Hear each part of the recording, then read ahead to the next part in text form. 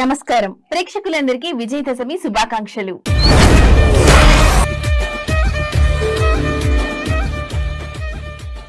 దసరా నవరాత్రులు చెడుపై మంచి సాధించిన విజయాన్ని సూచించే పండగ. ఈ 9 రోజులు దుర్గాదేవి 9 రూపాలైన నవదుర్గలను పూజిస్తారు. చివరి రోజున రావణుడిపై రాముడి విజయాన్ని, మహిషాసురుడిపై దుర్గాదేవి విజయాన్ని గుర్తు చేసుకుని దసరా పండుగను జరుపుకుంటారు. దసరా నవరాత్రి ఉత్సవాలు కొనసాగుతున్నాయి. అశ్వయుజ మాసం పాడ్యమి నుంచి 9 రోజుల పాటు దుర్గాదేవిని 9 రూపాల్లో పూజిస్తారు. 9 రూపాల్లో అమ్మవారిని ఎలా పూజించాలి? శారదీయ నవరాత్రి ఉత్సవాల్లో అమ్మవారి ప్రత్యేకత ఏంటి? దుర్గాదేవి 9 దివ్య రూపాల గురించి ఈ స్టోరీలో తెలుసుకుందాం. ఆశ్వీజ మాసంలో జరిగే శారదా నవరాత్రి ఉత్సవాల్లో దుర్గాదేవిని పూజిస్తారు. అమ్మవారిని 9 రూపాల్లో ఆవాహన చేసి పూజిస్తారు. ఇలా పూజించడం వల్ల ధైర్యం, శక్తి లభిస్తాయని పండితులు చెప్తున్నారు. చెడు ఆలోచనలు తొలగి మంచి ఆలోచనలు వృద్ధి చెంది జీవితంలో విజయాన్ని సాధిస్తారని పండితులు చెప్తున్నారు.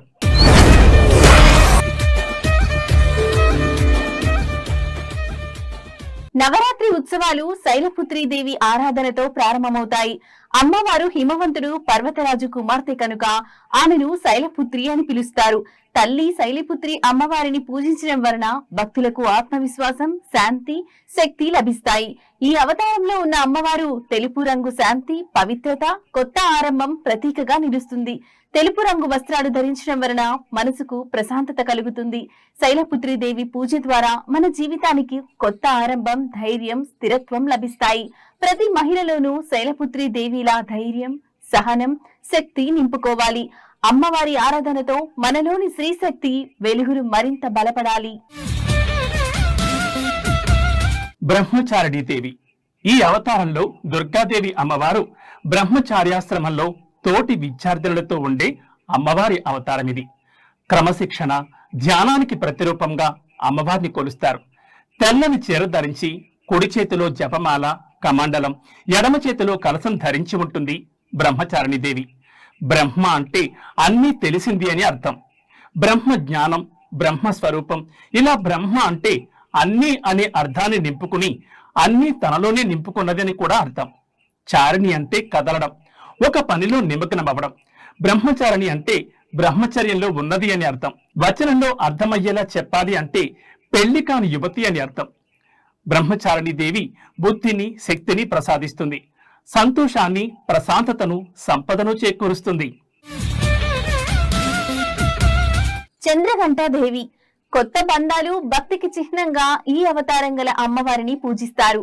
అమ్మవారి నుదుటిపై అర్ధచంద్రుని ఆకారాన్ని ధరించడం ప్రారంభించినప్పుడు అమ్మవారిని చంద్రఘంట అని పిలుస్తారు. తాను ధైర్య సాహసాలకు ప్రాతినిధ్యం వహించే సింహాన్ని అధిరోహించింది.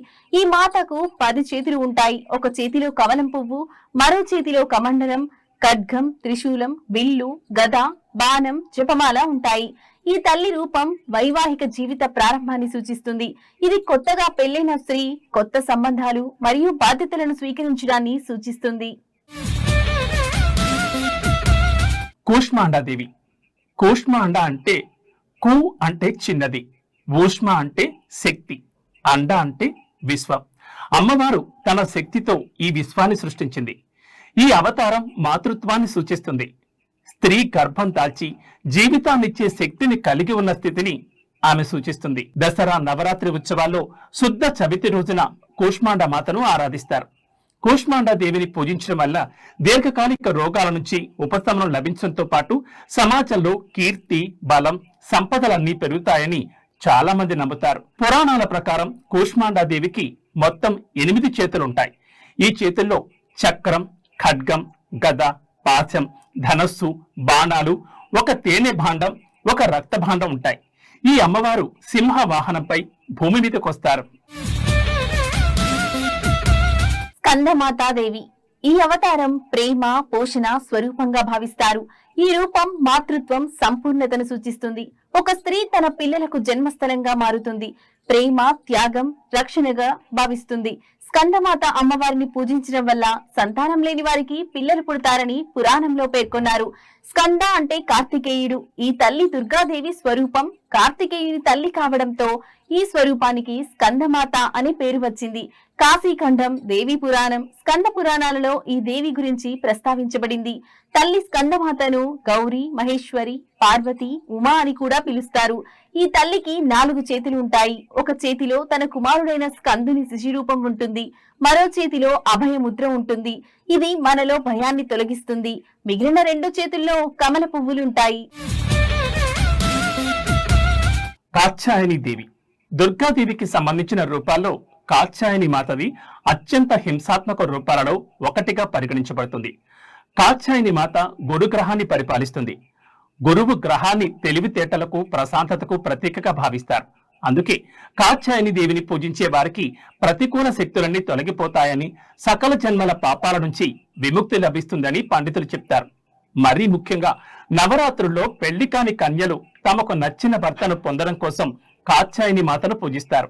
ఈ పవిత్రమైన రోజున ఉపవాసం, ఆచారం పాటిస్తారు. మహిషాసురుడు అనే రాక్షసుణ్ణి కాత్యాయని అమ్మవారే వధించారు. అందుకే ఈ అమ్మవారిని మహిషాసుర మర్దిని అని పిలుస్తారు. ఈ తల్లి సింహంపై స్వారీ చేస్తుంది. కాత్యాయని దేవి అంటే దుష్టశక్తులను నాశనం చేసే తల్లి అని చాలా మంది నమ్ముతారు. కాలరాత్రి దేవి ఈ రూపంలో అమ్మవారు ఉగ్ర స్వరూపంతో ఉంటారు. కాలరాత్రి అంటే తన భక్తుల మనస్సులో నుంచి అజ్ఞానం, చీకటిని తొలగించేది అని అర్థం. ఆమె భయంకరమైన రూపాన్ని కలిగి ఉన్నప్పటికీ ఎల్లప్పుడూ శుభాన్ని తెస్తుంది. అందుకే ఆమెను శుభంకరి అని కూడా పిలుస్తారు. కాలరాత్రి దేవి ముదురు నీలం లేదా నలుపు రంగుతో 4 చేతులు, విశాలమైన జుట్టుతో గాడిదపై స్వారీ చేస్తుంది. ఎడమ వైపున ఉన్న 2 చేతుల్లో కత్తి, ఇనుప ముళ్ళు ఉంటాయి. కుడివైపున ఉన్న చేతులు వరముద్ర, అభయముద్రలో భక్తులను ఆశీర్వదిస్తూ ఉంటారు. కాళీదేవి అంటే పెద్దగా ఎర్రటి కళ్ళు, ఎర్రటి నాలుక, ఉరుములా మెరిసే పూసల హారాన్ని ధరించి ఉంటారు. మహాగౌరీదేవి సహనం, సమతుల్యతకు ప్రతిరూపంగా దుర్గాదేవి మహాగౌరి అమ్మవారిగా అవతరించారు. ఆమె జ్ఞానం, సమన్వయాన్ని ప్రతిబింబిస్తుంది. గులాబీ రంగు మాతృత్వాన్ని, శాంతిని అందిస్తుంది. ప్రేమ, నిజాయితీని సూచిస్తుంది. దుర్గామాత అష్టమ శక్తి నామం మహాగౌరి. ఈమె పరిపూర్ణంగా గౌరీ వర్ణంలో ఉంటుంది. శంఖ, చంద్ర, కుంద పుష్పాలతో ఈ గౌరవర్ణం ఉపమించబడింది. చతుర్భుజాలు గల ఈ తల్లి వాహనం వృషభం. కుడి భుజంలో అభయముద్రను, కుడి కింది భుజంలో త్రిశూలాన్ని ధరించి ఉంటుంది. ఎడమ పై చేతిలో డమరుకాని, ఎడమ పై చేతిలో వరద ముద్రను ధరించి ఉంటుంది. అత్యంత శాంతంగా ఉంటుంది. మహాగౌరీ దేవిని ఉపాసించడం వల్ల శక్తి అమోఘమైన సత్ఫలదాయని అయింది. భక్తుల కల్మషాలు, కష్టాలతో పాటు వారి పూర్వ సంచిత పాపాలు కూడా పోతాయి. మహాగౌరి సర్వవిధ శుభాలు ప్రసాదిస్తుంది. సిద్ధిదాత్రి దేవి సిద్ధులను ఇచ్చి మోక్షానికి మార్గం చూపిస్తుంది. సిద్ధిదాత్రి అంటే మనకు శక్తి ఇచ్చేది. ఈ రూపంలో ఆమెను భక్తి శ్రద్ధలతో కొలుస్తారు. ఈ తల్లి తన భక్తుల జీవితంలో నెలకొన్న చీకటిని తొలగించి వెలుగును ప్రసాదిస్తుందని నమ్ముతారు. సర్వవిధ సిద్ధులను ప్రసాదించు తల్లి కనుక సిద్ధిదాత్రి. పరమేశ్వరుడు సర్వ సిద్ధులను ఈ దేవి కృప వలనే పొందాడని దేవి పురాణంలో పండితులు చెప్పారు. ఈమె కుడివైపున ఒక చేతిలో చక్రమును, మరొక చేతిలో గదా ఉంటాయి. ఎడమ వైపున ఒక చేతిలో శంఖమును, మరొక చేతిలో కమలము ఉంటాయి.